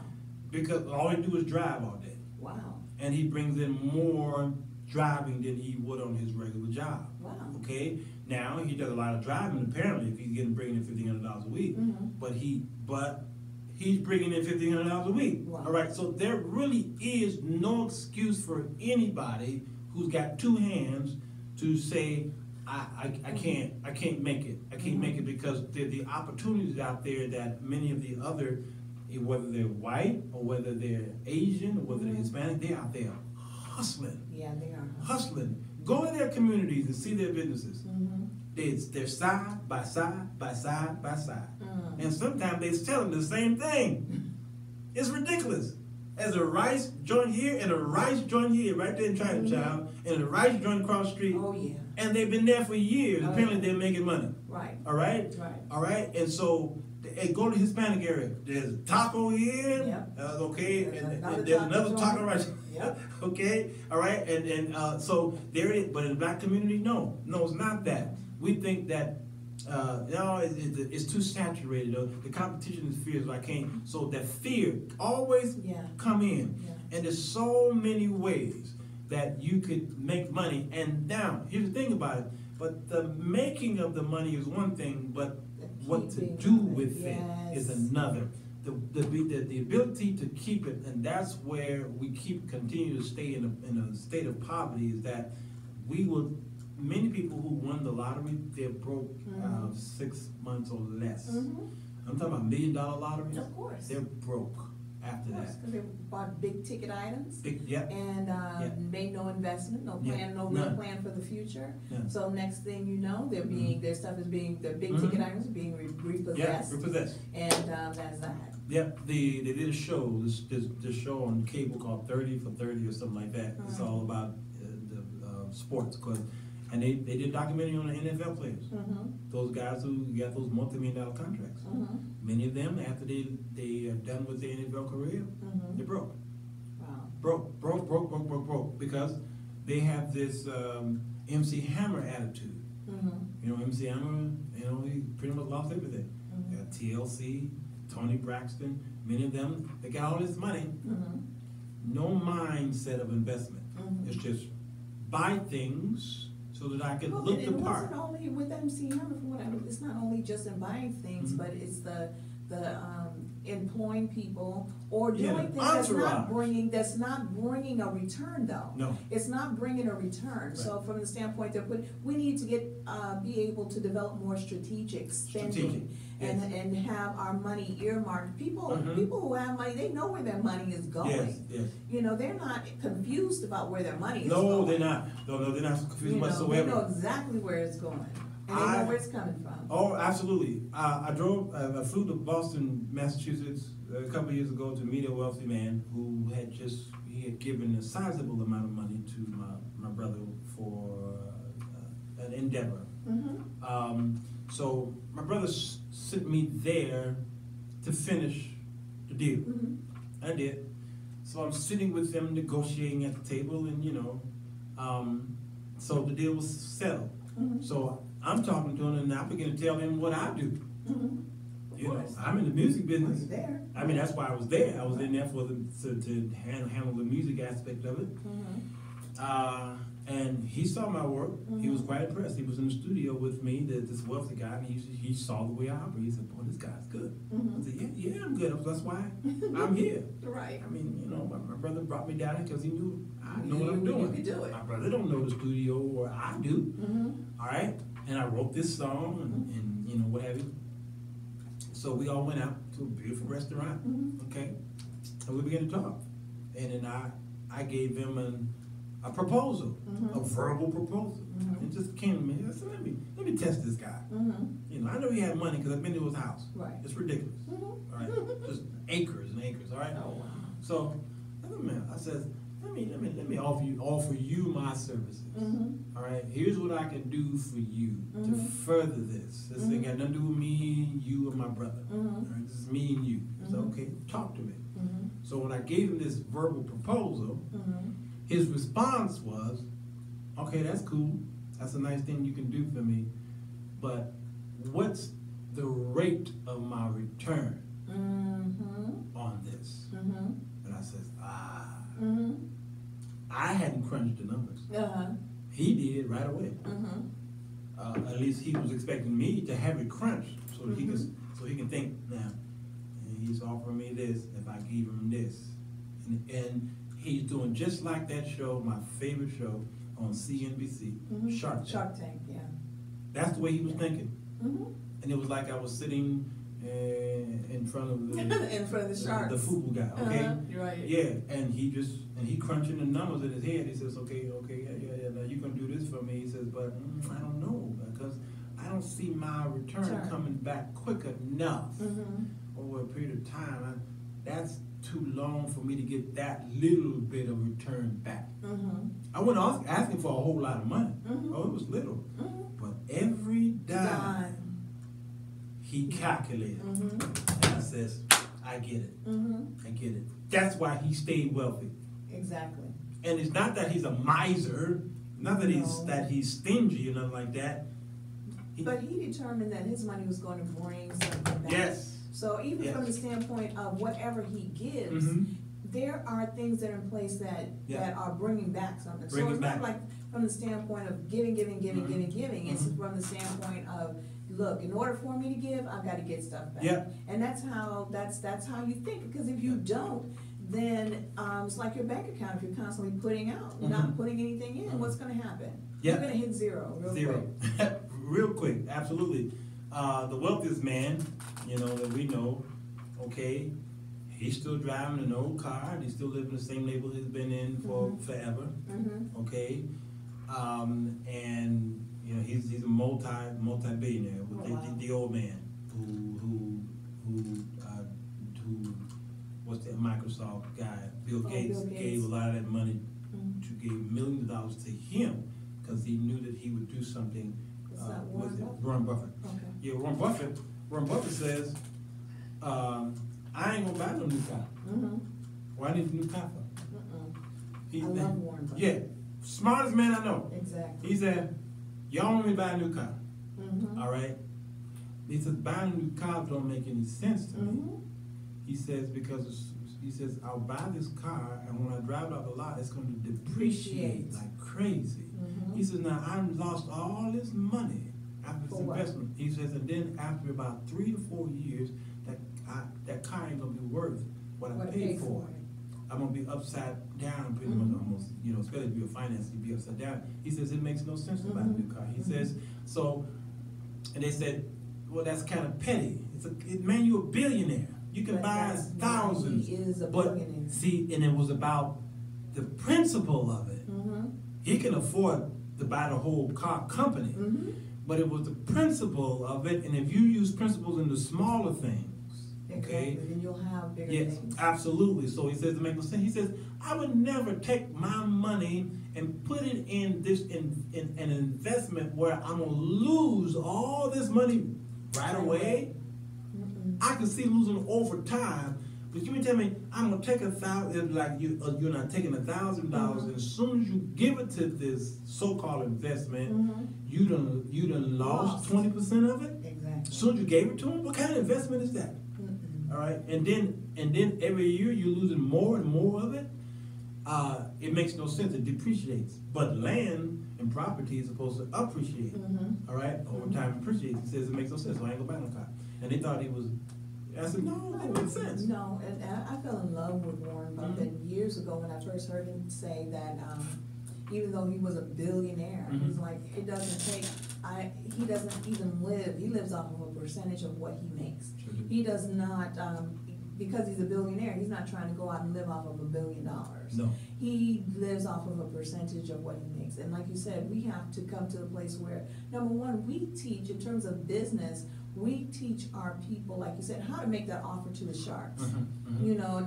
But we are the sharks. Yes. That we develop our own shark tank, but we are able to help them to structure their businesses in a way where these people can give money and get a return. Right. Because they should be able to get a return. Why should they just throw money? Because remember, we're not asking for handouts now. So, they should be able to get a return, because in order for them to get a return on their investment, that should mean that we are making money. So that means, how do we structure our businesses to really make this money? And we also, like you said, have the mentality from the standpoint to lengthen that amount of time that the money stays within our communities. Because if it's going to be out in 6 hours, you know, that's not servicing us. We got nothing coming back from that. That's so true. So we have got to position, this is all in terms of what is taught and who's gonna teach us. The people who know about money. I'm not a money person.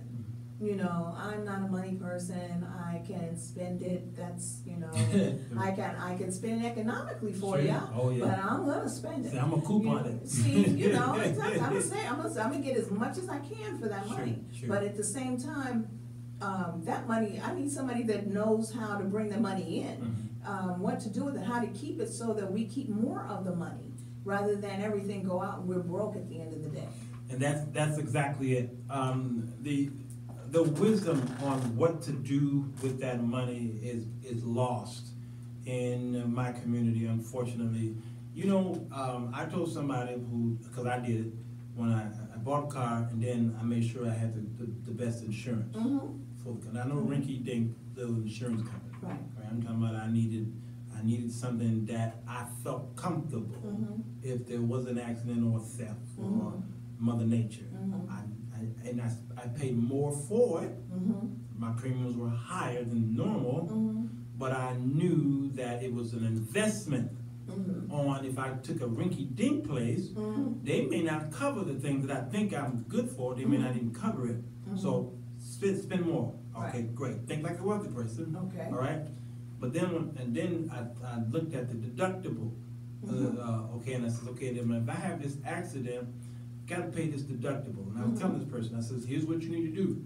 I says, now when you get this insurance, it says it's going to give you an opportunity for your deductible can be $250, $500, Or or $1,000. I said, now I know what you're doing. You're going to put $1,000 of deductible so that your premiums could be lower. All right, fine. You get this accident from a non-insured, possibly, which happens a lot. All right, you can't afford to fix that car because you got $1,000 deductible. All right, now what you gonna do? So if you feel like you can't pay the monthly premiums, so you wanted $1,000, here's what you need to be doing. First of all, you need to be praying that there's gonna be no accident. That's right. Number two, you need to be making some extra money and putting your deductible away. Right. Do it started now. Exactly. That So money you don't have you to worry about come that. on, that money you're spending on hamburgers and fries and all this other stuff that you really don't need, putting that money away. Pull $20 out of your account every week or whatever you need to do, and keep doing that. And again, drive as safe as you can, and raise that $1,000. All That's right, right. and put it away, so that if something does happen, you won't be without a car, especially in the wintertime. Oh, you know, you yes. don't need that. No. All right. So yeah, so it seems like this. Again, we always say, I can't afford it, can't afford it. You can't afford not to. That's true. You just can't afford it. Yeah, we have to change our mentality when We it comes do. to that. We really do. The comments here, Dave Trust says, yes, I agree. We have to start somewhere, and this dialogue is an excellent start. Then comes the action.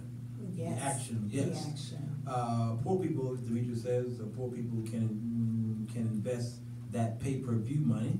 Okay, And Demetrius. You going in right there. pay-per-view and $400 on bundles. Oh my And they goodness. have the money. Just the cable to bill mismanage. period is I know. ridiculous. I don't even do cable. No, I'm telling you. I do it's- Roku. Yeah, see, I Roku is love the way me to some go. Roku. Netflix, Hulu. That Fire Stick, whatever they Ooh, call it. yeah, that's what I'm going for next. Yeah, I'm going for it too. No, Exactly. Oh yeah, yeah. Trust me, I downsized my cable like crazy.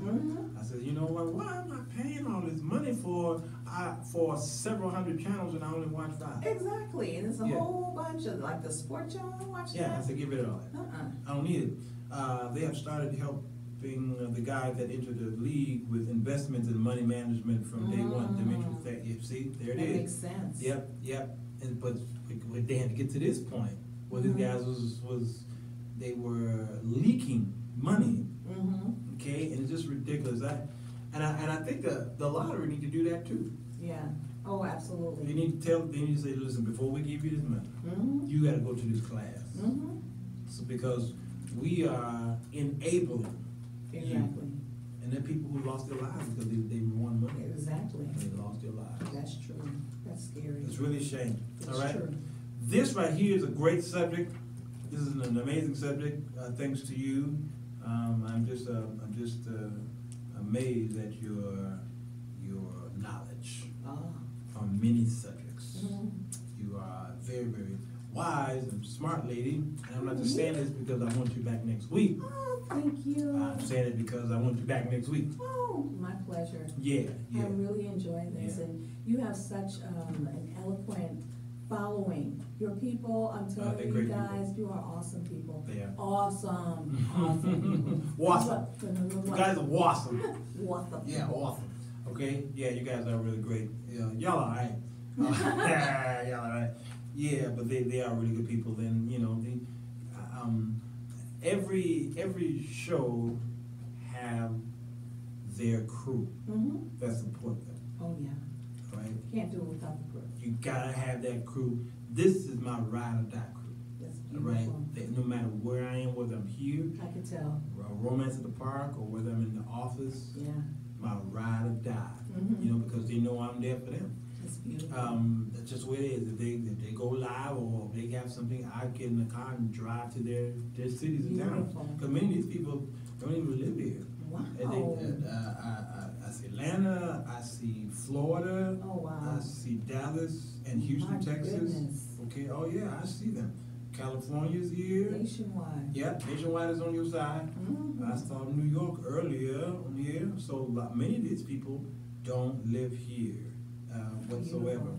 Yeah, and so I thank God for the fellowship, and I've been in all of their states and That cities. is beautiful. You know, so it's this, but that's part of it though. Mhm. It's It that, is. That's that commune. It is, Yeah. because that's what it's gonna take in order Mhm. for us to be able to build anything. Yeah. You know, Yeah. so what we need to be able to do is to come together and determine what it is that we want, Yeah. and then begin to build it. And then Yeah. you said now you've got, your network is growing. Mhm. So, you know, you're gonna have, it's not like Trump's from the standpoint of trying to do it by yourself. You can't do it by yourself. It's not a one-man job. So it's not gonna be done by That's true. one person. You know, so, you know, we need to be able to become familiar and comfortable and be able to work with each other and determine what it is that we want, because everybody knows what is needed in their community. They do. It's not a, we don't know, you know, we know, we know what it is, but at the same, we don't know how to get there perhaps. Right. But we know what we look at every time we leave out and we come home. You know, we know whether or not our communities are safe or not. We do. Mhm. I totally agree. Totally agree. All right, I'm gonna get up out of here, y'all. The time has went by.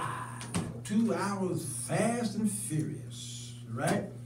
If you're just tuning in, be kind and rewind and make some comments for those who are gonna tune in tomorrow and later on in the week. I'm gonna comment on the subject of economic development, and we talked about empowerment and the purpose of the church and the community and politics, you name it, and the family structure. One thing that we pulled away from this is get your house in order.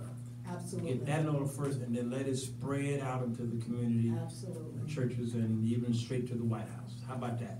Yay. Yes, D. Curtis Randall in the Morning award-winning show. Thank you, Urban Broadcast Media, Dr. Leon Finney, and to you out there on YouTube Live. Appreciate you watching us. I gave y'all my good side. All right, Facebook Live. Appreciate you, Crystal. See you next week. Absolutely. Mhm. Thank you. Tomorrow, Theology Thursday, Elder Ryder Jones teaching Bible study, Sunday school. Love you guys. So about the Jones Show. Whatever it is. Wow. Ooh yeah.